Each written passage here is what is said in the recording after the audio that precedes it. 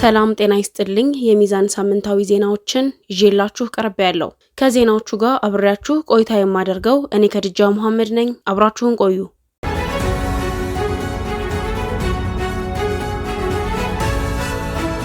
ህገ ወጡ የዋሃብያ መጅሊስ የ2019 የትኩረት አቅጣጫዎችን አስፈጽማለሁ በማለት በሰጠው መግለጫ ገለጸ። ህገ ወጡ የዋሃብያ መጅሊስ የ2019 ዋና ዋና የትኩረት አቅጣጫዎችን በቀጣይ ዋሃቢዝም ያልገባባቸው መሳጂዶችና መድረሳዎች ድረስ በመውረድ አስፈጽማለሁ በማለት በሰጠው መግለጫ አስታወቀ።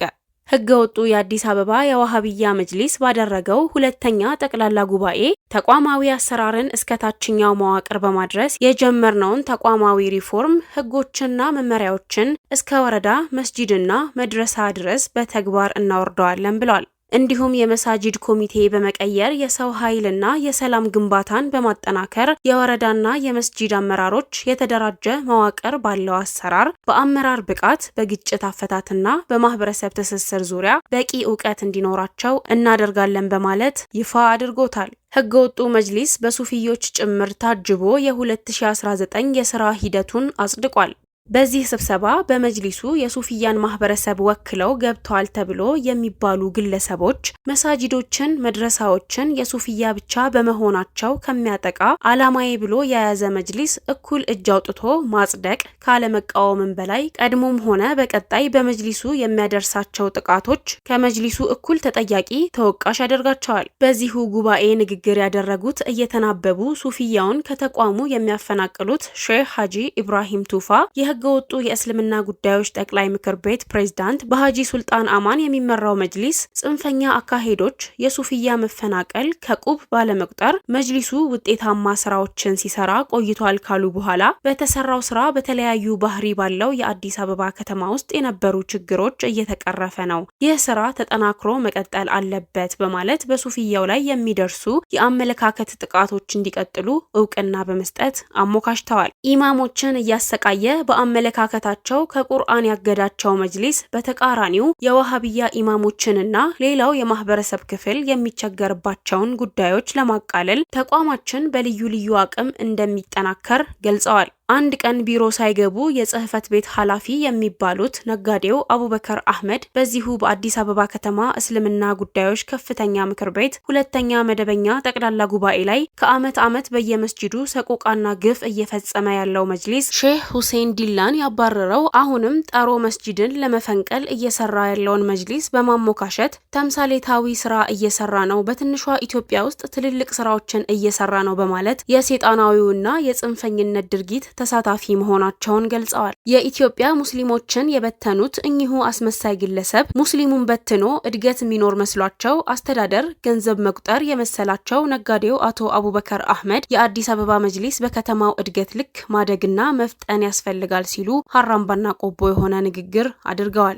ተቆጣጥረው ያፈናቀሉት አልበቃም የሚለው አቡበከር ሌሎች ቀሪ መስጂዶችን መያዝ፣ የጠፉብንን ሀብቶች ፈልገን በማምጣት ውጤታማ ስራ መስራት ያስፈልገናል ብለዋል። ይህ በእንዲህ እንዳለ ለህገ ወጥ መጅሊስ ማስታወቂያ ለመስራት መጅሊሱ መውሊድ አይመለከተኝም ካለ ቆየት ያለ ቢሆንም በፕሬዝዳንት የሚሰጠው መግለጫ አይወክለኝም በማለት በመጅሊሱ ተወካይ መጫወቻና መዛበቻ ካደረገውም ቆይቷል። ከደሞዝና ከስልጣን ወይ ከጥቂት ሳጥን ወጣ ብለው ማየት የማይችሉ በሱፊያው ስም ሰብስቦ የሱፊያ መሻኢኮችን በኃይል አፈናቅሎ ስልጣን የተረከበው ህገወጡ መጅሊስ ስለ መውሊድ መግለጫ በማሰጠት ሱፊያውን እወክላለሁ በማለት አስቂኙን ድራማዊ ተውኔት ቀጥሎበታል። መጅሊሱ በተወካዮቹ ያሰጠው የመውሊድ መግለጫ የንቀት ሲሆን ለህገ ወጥ ተቋም መጅሊስ የተሰራ ማስታወቂያነት ያለፈ ሊታይ አይገባም። ከዚህ ውጪ ሱፊያው ማህበረሰብ መውሊድ መች እንደሚከበር ያውቃል። አስገራሚው የህገ ወጦቹ አለማፈር መውሊድ በድምቀት የሚከበርበትን ጠሮ መስጂድ ፈንቅሎ ለመገንባት ደብዳቤ ማውጣታቸው ሳያንስ፣ በየሀገሩ መውሊድን መከልከል ሳያንስ፣ የደብረ ብርሃኑን የኢማም ድብደባ ሳያንስ፣ የአምናው ካቻምናው የሱፊያ ማህበረሰብ ግፍ ሳያንስ መውሊድ መግለጫ መስጠት በቁስል ላይ እንጨት መስደድ ነው። መጅሊሱ ህገወጥ ነው ስንል ይህንንም መግለጫ ያሰጡትም ሆነ የሰጡት ለመጅሊሱ የሚሰራ ፕሮሞሽን በመሆኑ ለህገወጥ መጅሊስ የሚሰጥ ህገወጥ መግለጫ ነው ቢባል አልተጋነነም። በመንግስትና በትግራይ ህወሓት መካከል ያለው ፍጥጫ እየጨመረ መምጣቱ ወደ አሳሳቢ ደረጃ ደርሷል። የትግራይ ክልል ጊዜያዊ አስተዳደር ቢሮ በኃይል ተረክቦ የቀድሞ ምክር ቤትን መልሻለሁ የሚለው ህወሓት ከፌዴራል መንግስት ጋር ያለው ፍጥጫ እየጨመረ መምጣቱ የሚታወቅ ነው። በቅርቡ የተፈረመው የፕሪቶሪያ ስምምነት ተጥሷል የሚለው ህወሓት በተቃራኒው ህወሓት እንዳይተገበር ማነቆ ሆኗል ሲል ፌዴራል መንግስቱ በበኩሉ ህወሓትን እየከሰሰ ይገኛል። ለመጀመሪያ ጊዜ ሁለቱም ወገኖች በትግራይ ሸረሪና አካባቢ ከተፋለሙ በኋላ በኬንያ ድርድር ጀምረዋል ቢባልም ህወሓት በሰጠው መግለጫ የተጀመረ ድርድር የለም በማለት በዚሁ ሳምንት ገልጿል። ጽምዶ የሚል ጥምረት ከውጭ ኃይላት ጋር መስርቶ ኢትዮጵያን ለማፍረስ እየሰራ ነው ሲል ገዢው ፓርቲ በተደጋጋሚ ክስ ያቀርባል። ይህ በእንዲህ እንዳለ በመቀለ ከተማ የተለያዩ አካባቢዎች በተፈጸሙ የድሮን ጥቃቶች 13 ሰዎች ላይ ከባድና ቀላል የመቁሰል አደጋ እንደደረሰባቸው የህወሓት የክልሉ ኮሚኒኬሽን ቢሮ አስታውቋል። አንደኛው ጥቃት በሐወልቲ ክፍለ ከተማ እዳ ማርያም በተባለ አካባቢ በሚገኙ መኖሪያ ቤቶች ላይ እንደተፈጸመ የጠቀሰው ቢሮ ሁለተኛው ኩይሃ በተባለው ቦታ እንደተፈጸመ የጠቀሰ ሲሆን በጥቃቱ ከቆሰሉት መካከል አንድ የ2 ዓመት ህጻን ልጅ ይገኝበታል ብሏል። ቢሮ ለጥቃቱ ፌዴራል መንግስቱን ተጠያቂ አድርጓል። ሆኖም ከፌዴራል መንግስት ይህንን ህወሓት ተፈጽሞብኛል ያለው ጥቃትን አስመልክቶ የተሰጠ አስተያየት የለም። በሰሜን ጎንደር ጠለምት ወረዳ በተከሰተው ድርቅ ከ40 በላይ ሰዎች ህይወታቸው ማለፉንና በሺዎች የሚቆጠሩ እንስሳት መሞታቸው ተገለጸ። በሰሜን ጎንደር ዞን ጠለምት ወረዳ ስር በሚገኙ 10 ቀበሌዎች ውስጥ በተከሰተ የዝናብ እጥረት ድርቅና ወረርሽኝ ምክንያት ከ40 በላይ ሰዎች ህይወት ማለፉንና ከ14000 በላይ እንስሳት መሞታቸውን የአካባቢው ነዋሪዎችና አመራሮች እየገለጹ ይገኛል። አቶ ዘነበ ቢረሳው ከሰኔ ወር ጀምሮ በምግብ እጥረትና ወረርሽኝ 35 ሰዎች መሞታቸውን የተናገሩ ሲሆን በአገጣ ቀበሌ ደግሞ 8 ሰዎች ህይወታቸው ማለፉን አክሏል። በጠለምት ወረዳ ድርቁ በተከሰተባቸው 10 ቀበሌዎች ከ80 ሺህ በላይ ሰዎች ለችግር ተዳርገዋል ሲሉ የወረዳው የአደጋ መከላከልና ቅድመ ማስጠንቀቂያ ቡድን መሪ አቶ መሰረት ጥላሁን ተናግረዋል። ቀበሌዎቹ ሬን፣ በከል፣ የበስቀያ፣ መሮብላ፣ መሮ ገብርኤል፣ ገባት፣ አገጣ፣ ከረዋ፣ ነጋዴ መሻገሪና አተባ መሆናቸውንም አስረድተዋል። ሚዛን ሚዲያ የኡለሞችን የህይወት ታሪክ ለቀጣይ ትውልድ ማስተላለፍ የሚቻልበትን የዲጂታል መዛግብት ድረገጽ ይፋ አደረገ።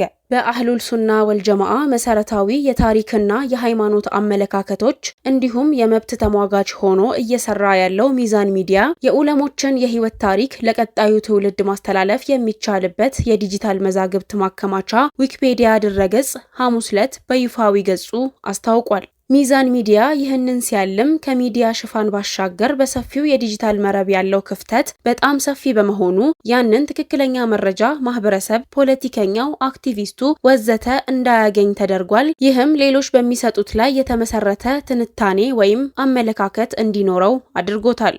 በጉዳዩ ዙሪያ የሚዛን ሚዲያ ስራ አስኪያጅ ጁሃር ሳዲቅ እንዳለው ይህንን የዲጂታል የመረጃ ማከማቸት ሂደት ለጊዜው በክቡር ዶክተር ተቀዳሚ ሀጂ ሙፍቲህ ኡመር ኢድሪስ መጀመሩንም የገለጸ ሲሆን በሌሎች ጉዳዮች ተጨማሪ የዊኪፔዲያ መረጃ ማከማቸት እንጀምራለን ብሏል። ፋይዳውን፣ ሀሳቡ እንዴት እንደተጀመረ፣ ምን ያህል ጊዜ እንደፈጀ ቆይታ አድርገናል። አመሰግናለሁ። እስኪ በሚዛን ሚዲያ የተጀመረው የዊኪፔዲያ መረጃ ማከማቸት ሂደትን በተመለከተ አጠቃላይ ሂደቱ ምን ይመስል ነበር የሚለውን ብታክልልኝ ብዬ ነው። ከዱ እንግዲህ እጅግ በጣም አድርጌ አመሰግናለሁ።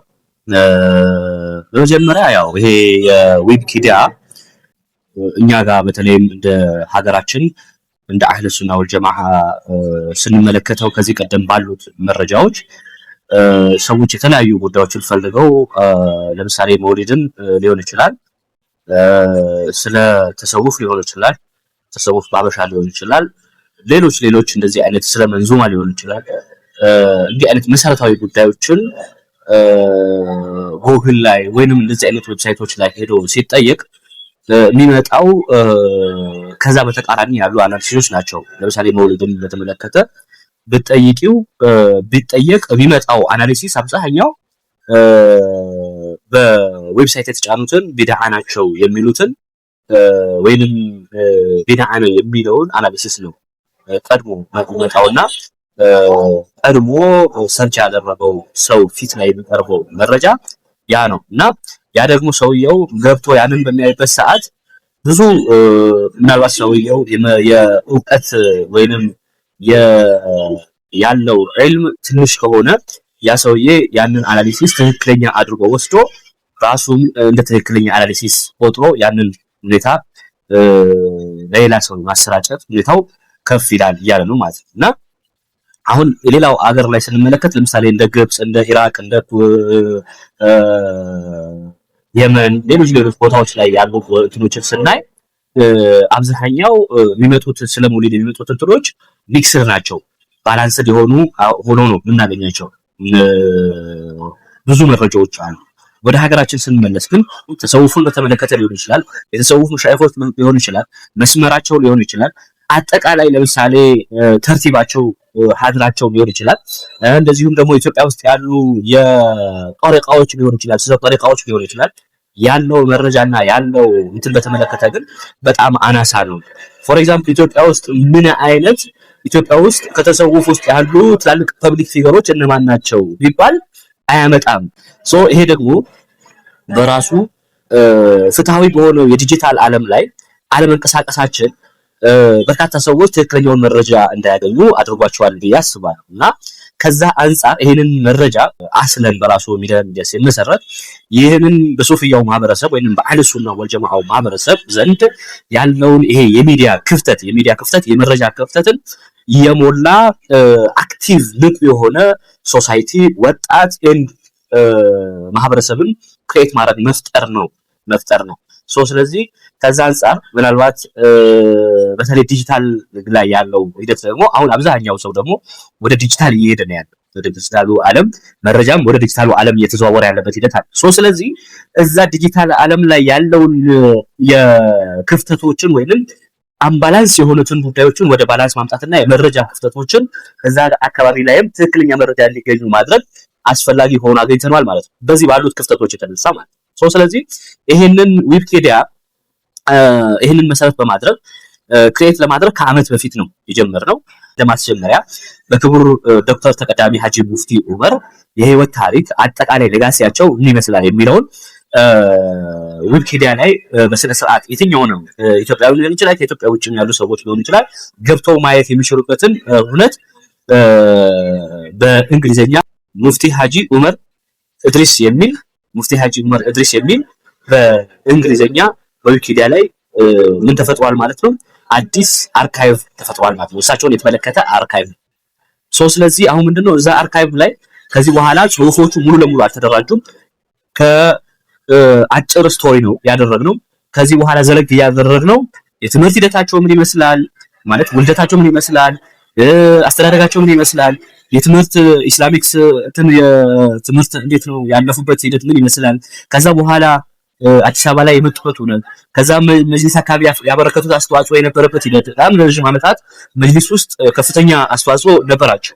ኦልሞስት የፈቷና የምናምን ኮሚቴ ሆነው በጣም ለረጅም ዓመታት መርተዋል። አዲስ አበባ መጅሊስ ላይ አመራር የነበሩበት ሊቀመንበር የነበሩበት ሂደት አለ። አጠቃላይ ህይወታቸው ምን ይመስላል የሚለው እዛ ጋር አሁን ማሳያ ዝም ብለን ሾርት ነው እንጂ ያስቀምጥነው። ወደፊት እነዚህ ነገሮች በሙሉ ተሟልተው ምን ይሆናል ማለት ነው ዌብሳይቱ ወይንም ዊኪፒዲያው ሙሉ ኢንፎርሜሽን እንዲሰጥ ይደረጋል ማለት ነው። ኢማሙን ጨምሮ ወጣቶች በጸጥታ አካላት ድብደባ ተፈጸመባቸው።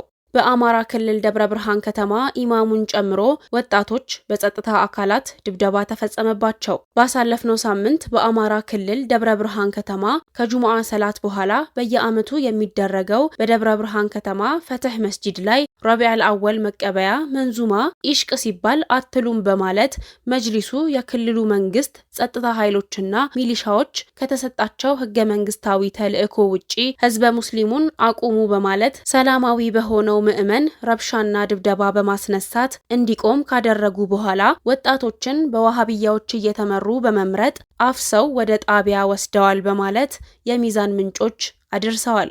ደብረ ብርሃን በሰላማዊ ሱፊዮች ነቢዩ መሐመድ ሰለላሁ ዐለይሂ ወሰለም የተወለዱበት ወር መምጣትን በሰላም እያሳለፉ እርምጃ የወሰደው የጸጥታ ቡድን ከዋሃብያ ቡድኖች የጥቅም ትስስር በማድረግ አስቁም በሚል ከዋሃብያ መጅሊስ ትዕዛዝ በመቀበል መሆኑንም ተናግረዋል። በዚህ ኃላፊነት የጎደለው የጸጥታ አካላት በሃይማኖት ጣልቃ እንደማይገባ እየታወቀ በተወሰደው እርምጃ ወጣቶችና ኢማሙን ጨምሮ ድብደባ እንደደረሰባቸው ከስፍራው ምንጮቻችን ገልጸውልናል። ለዛሬ ከሀገር ውስጥ ያዘጋጀሁላችሁ ዘገባዎች እነዚህን ይመስሉ ነበር። ከባህር ማዶ ወደ ያስኳቸው ዘገባዎች አልፋለሁ።